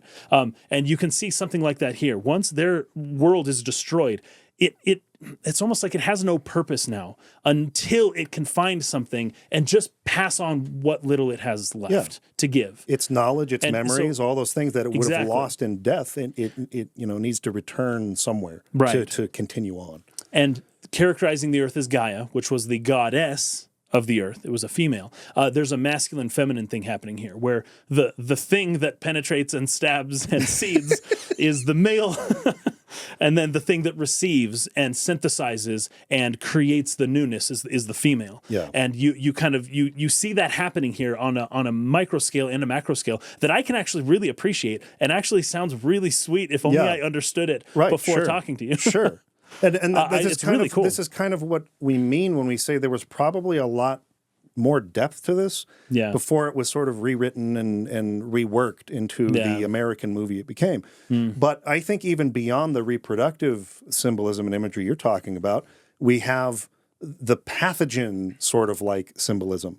So, our bodies contract pathogens, they become sick, and our bodies adapt to basically make us compatible with that particular thing. You get immunization or whatever, right? So this foreign makes you stronger object hit the Earth on the macro scale. Yep. And the Earth, this movie, what the Earth is alive, is adjusting. It has a set of systems that are in place that have these negative feedback loops that sort of equalize and eventually achieve a state of homeostasis. It needs to take in this thing. Yes. And it's going to be sick for a while. Yes, exactly. But eventually it's going to take it into himself and incorporate it and now be stronger and grow and evolve because of that pathogen which was introduced. And on the micro scale, this is exactly what happens with Aki when she comes in contact with this alien. The first time, she's got it in her the whole movie, and it's killing her, and they're sort of containing it. But then in this scene in the end where it touches her womb and the baby, this is almost a Sephiroth equivalent with the whole the Genova genes not being compatible with anyone else other than him. But it's because he was in the womb when he was introduced to the Genova cells. There you go. Okay. And so that's why he adapted and was able to survive and not degrade because of it. So because Aki's child was introduced to this pathogen in the womb, it accepted and became part of its evolution or its growth in the womb and was able to adapt and make it part of itself. Whereas she was not until the baby did. And then she had all the 8 spirits and whatnot. So I think that's an interesting thing. I love this movie.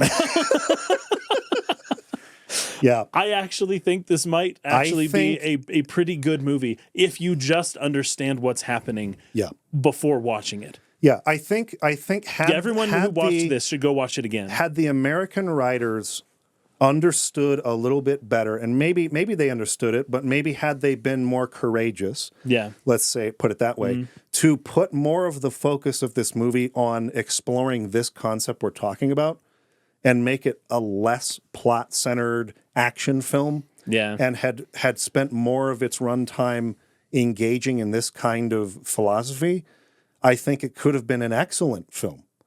But because of how astronomically expensive the film was to make, it became more about, no, we got to sell this thing, man. We got to get every person on the planet Earth to see this movie. That's unfortunate. And we can't do that when we're sitting here discussing Gaia Hypothesis. We have to have some action and shooting aliens. And so most of its 90-minute runtime ended up being that. And so we have to have a villain. So let's put this very cliche General Hein character in there. Those eyebrows, man.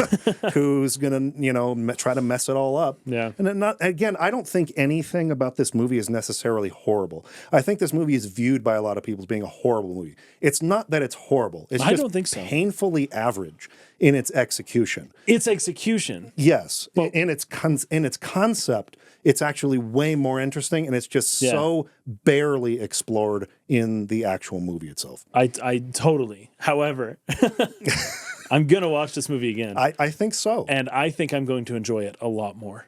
Yeah. And I hope that everybody else watching this podcast will watch it again too. I think so. I think this movie actually does have more to offer, even than I thought 1 hour ago, which is really something. I agree, and this is the first time, because I've seen the movie probably 5 times in the past. Wow, dang. So I saw it when it came out to DVD in 2001 or whatever. 2002. That would have been the first time, and I was like, this movie's weird. Nothing to do with Final Fantasy. I don't get it.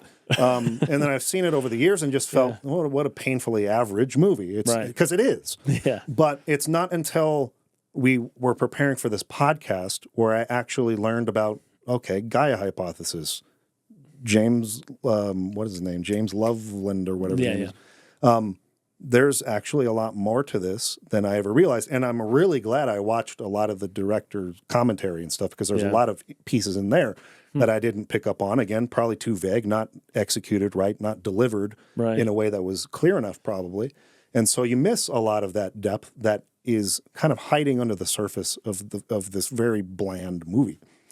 Now, but the depth is there, though. It is there. And it is there. That's what I didn't know. Yeah. I don't know. It's better. It's better than I thought. It is better than I think a lot of people thought.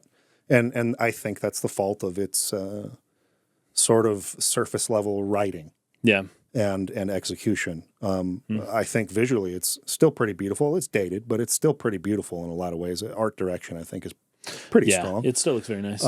But there's one more thing I want to talk about before we wrap up, and that's about some of the CGI and all that. Okay. This was sort of billed as being this movie that was completely made in CGI. They didn't use photographs for compositing, which is crazy. Even movies nowadays will still do that, right? There's a loophole to that, though. Oh, really? They wanted to market. There's not a single real photograph in the movie, but it is highly integrated and composited with matte paintings. Oh, yes, that's right. Almost every a lot of backgrounds. That's almost every sky in the movie, because they tried. One of the first sequences they tried to build was the dream sequence. Yeah. And they were trying to create clouds, and they just could not make a convincing looking cloud. Until Fume FX, which was made specifically, I think, for Harry Potter 3 by Sidney Sati. Where's a company out in Europe somewhere? Until Fume FX was created in 2004-ish, you could not do explosions or clouds or mist or any of that stuff. It all looks pretty bad. Yes. And they found that out pretty quick. We're not going to be able to do this. So they have tons of matte paintings in this. I did notice if that, you actually. If you go on the special features of the DVD or the Blu-ray or whatever, just go look through it. There's a lot of really interesting parts where if you're looking at it, you're like, oh wow, this is basically like almost PlayStation 1 level pre-rendered backgrounds. Really? The way they use matte paintings. It's like literally everywhere. Wow. Where they have, like in that scene with all those phantoms, as many all those phantoms that are staring at them, right? There are 3 actually moving animated phantoms that are CGI. Wow. Each of them had to be rendered separately. And then the rest of them in that huge group are just a matte painting. Wow. Almost all of the imagery inside the city, whether it's hallways or backgrounds of like the Tucson wasteland. See, Square is good at those, though. Square's good at those backgrounds. All of it is matte paintings. Wow. The sky, everything in the distance, mountains, everything is a matte painting. None of that is modeled. I did notice quite a difference at the very end when you follow that bird as it's flying through. Those mountains were modeled, and they looked quite different. Yes. And because you got you're to actually see that perspective. moving through Z-space. Yeah, that was a there. long shot, too. Right. The sunset probably is still a matte painting, but you did get to see that there. But for the most part, that's probably the only time where they actually modeled the mountains there. Right. Every other time, it would have just been a static image in the background. Exactly. There's even a shot, it's where they first kind of break out of the prison and they're running through kind of that hallway bridge. and they're kind of running through, and then the aliens come up, and they sort of splits them from the other group, and they like, you go that way, I'll go this way, kind of thing. Xenosaga, yeah. So there's a shot where Sid grabs onto a rail, and you see his hands are not actually, because it's a matte painting. Oh, yeah. He's grabbing onto a matte painting rail, and it's right at the bottom of the frame. So it's far enough away from the focus of the shot to where no one would really notice that. But if you look closely, he's not grabbing onto anything, but he's supposed to be grabbing onto a rail that was not modeled. It's just a matte painting they're running on. It's just a pre-rendered background, right? Just like all of the Final Fantasy games from that era. Yeah. So anyway, it was really interesting. Play to your strengths. There is literally way less CGI than you think in this movie. It's like they as the least amount of models in a scene as possible that they could get away with, they did.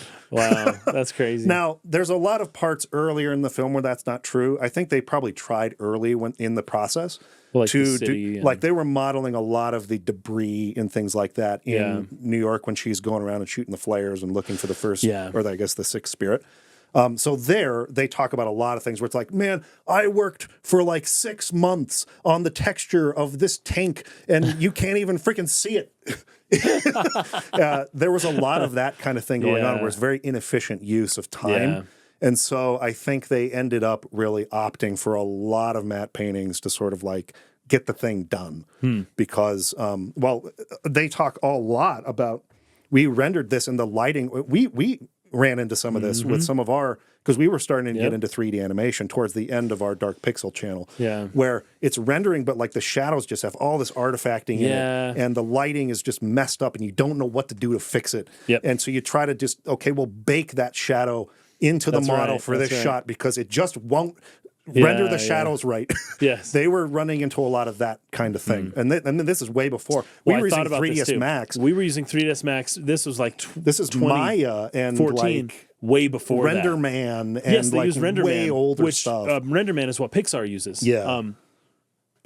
Sorry. Wrong camera. There which Render Man is what Pixar uses for their, for their stuff. But when there was a scene with that, like, it was like an RV thing that they were driving around through the city, and the way that the wheels were spinning. Do you remember when we did that video? It was actually hard to get motion blur on tires on something that's spinning and it's rotating a full 360 degrees in a single shutter, right? And then the 3D program assumes that it just didn't move, right? And so you got no motion blur. And I was looking at it, I'm like, they got motion blur, but I'll bet you they had to do the same workaround that we did, which is you have to trick the camera into thinking that it's only done half a revolution, even though it's done more.